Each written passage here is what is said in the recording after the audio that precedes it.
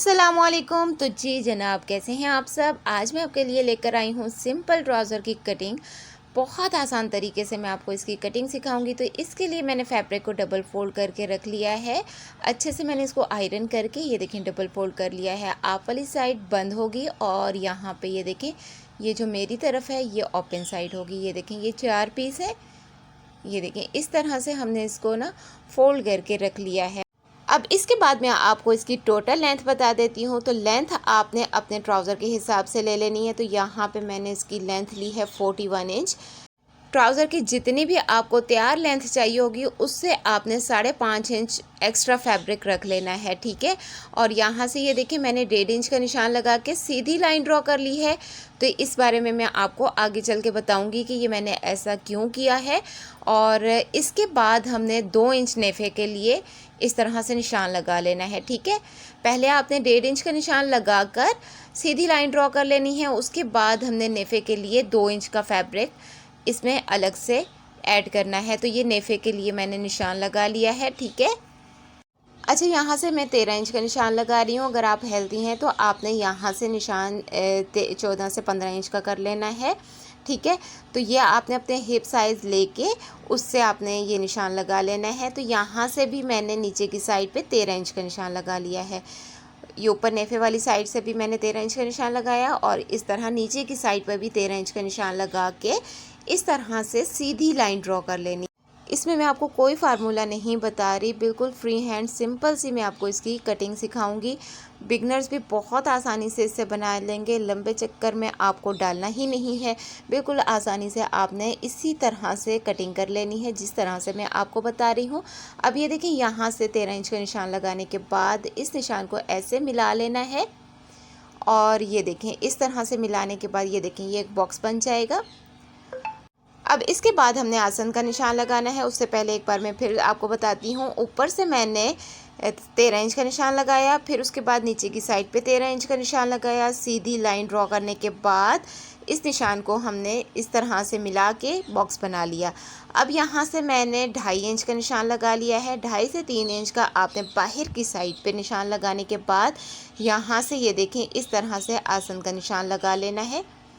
ये देखें ऐसे, और यहाँ से ऊपर तक आपने इसको ऐसे मिला देना है। ये देखें, तो ये हमारे आसन का निशान भी हो गया है। ऊपर वाली साइड से हमारे ट्राउज़र की ड्राफ्टिंग कंप्लीट हो गई है। अब हमने बॉटम वाली साइड पे निशान लगाने हैं। अब इसके बाद ना मैं आपको बताती हूँ। अब ये देखिए, सबसे पहले जो हमने 1.5 इंच का निशान लगाया था ना, ये वाले फैब्रिक को हमने नीचे की साइड पे फोल्ड कर देना है। फ़िलहाल आप इस फैब्रिक को भूल जाएं।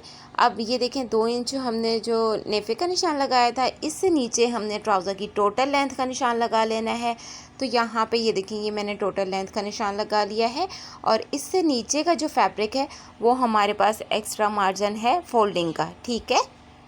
अब इसके बाद हमने पांचे का निशान लगाना है। पांचा आपको तैयार जितना भी चाहिए आपने उतना निशान लगाना है। यहाँ पे मुझे 6 इंच का पांचा तैयार चाहिए, तो यहाँ पे मैं 7.5 इंच का निशान लगा रही हूँ। एक्स्ट्रा मार्जिन मैंने इसमें रख लिया है।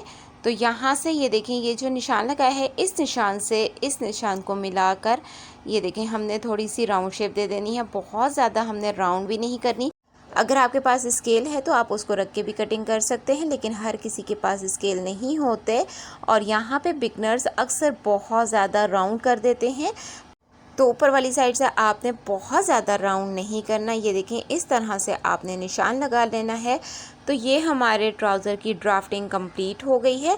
अब इसके बाद हमने इसकी कटिंग कर लेनी है। तो कटिंग इसकी बहुत सिंपल है, बस आपने निशान को फॉलो करके कटिंग कर लेनी है। ये देखें, इस तरह से। और इसके बाद यहाँ से हमने इसको कटिंग कर लेना है। आगे चल के मैं आपको बताती हूँ कि हमने जो पहले 1.5 इंच का निशान लगाया था उसका हमने अभी क्या करना है। तो यहाँ से ये देखें, आपने इस तरह से निशान को फॉलो करते हुए कटिंग कर लेनी है। तो ये मैं निशान को ही फॉलो करके कटिंग करूँगी क्योंकि इसमें मैंने वो जो सिलाई का मार्जिन है वो ऐड किया हुआ था। तो यहाँ से हमने इसकी इस तरह से कटिंग कंप्लीट कर लेनी है। अब इसके बाद ना मैं भी आपको बताती हूँ कि आपने क्या करना है। ये देखें यहाँ से अब आपने ये देखें ऐसे फैब्रिक को फोल्ड करना है और यहाँ पे आपने एक कट लगा लेना है ताकि हमें सिलाई करते टाइम पर बार बार इसको मेजर ना करना पड़े। तो आपने कट ज़रूर लगा लेना है। अब आपने ना ये गलती नहीं करनी कि यहाँ से 2 पीस उठाए और कटिंग कर ली जैसे हम पैंट ट्राउज़र की करते हैं। तो आपने क्या करना है, ध्यान रखिएगा कि पहले आपने कैंची उठा के बस सीधा आपने कट नहीं कर लेना, ठीक है। न्यू सीखने वालों ने यहाँ पे अपने दिमाग को हाजिर रखना है कि यहाँ पे आपने एक पीस को इस तरह से सेट करके रखना है, ओपन कर लेना है और उसके बाद आपने ये देखें इस तरह से दूसरा पीस भी इसके साथ रख के ओपन कर लेना है। इस तरह से हमने इसको सेट कर लेना है। सेट करने के बाद अब हम इसकी कटिंग करेंगे।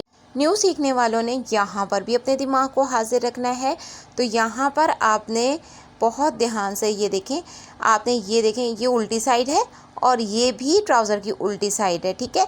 ये देखें ये सीधी साइड है और ये सीधी साइड है। सीधी साइड आपने आपस में मिला लेनी है। इस बात को आपने बहुत माइंड में रखना है। और इसके बाद अब ये देखें यहाँ पे ये जो 2 पीस हैं इनको हमने कटिंग कर लेना है।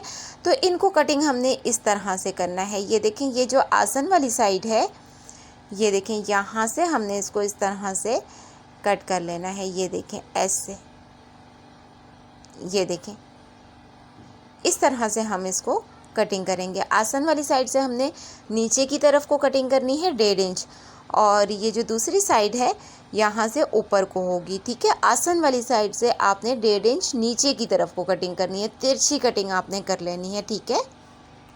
अब हमने यहाँ से ये जो निशान लगाया ना, इस निशान के ऊपर से हमने इसको कट कर लेना है। तो अभी आपको ना मैं कटिंग करके दिखाती हूँ। तो ये देखें यहाँ से आपने इसको इस तरह से कट कर लेना है और इसके बाद ना हमने इसको स्टिच करना है। तो स्टिच भी हमने कैसे करना है, यहाँ से हमने आसन की सिलाई लगा लेनी है। ये देखें यहाँ से, ये देखें अब ये स्टिच भी हमने ऐसे करना है। यहाँ से हमने आसन की सिलाई लगा लेनी है और इसके बाद यहाँ से भी हमने आसन की सिलाई लगा लेनी है। फिर उसके बाद हमने इसको ओपन कर लेना है और ये देखें पांचा भी हमने इस तरह से फोल्ड करके स्टिच कर लेना है और दूसरी साइड का पांचा भी हमने फोल्ड करके स्टिच कर लेना है और इसके बाद हम इसको इस तरह से ओपन करेंगे। ये देखें ओपन करने के बाद ये जब स्टिच हो जाएगा, अभी मैंने स्टिच नहीं किया, सिर्फ आपको समझा रही हूँ।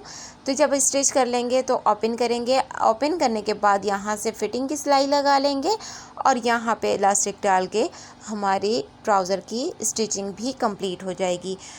तो जी फ्रेंड्स, ये थी मेरी आज की वीडियो। मुझे उम्मीद है कि आपको आज की वीडियो भी पसंद आई होगी। आपको आज की वीडियो से भी कुछ ना कुछ सीखने को ज़रूर मिला होगा।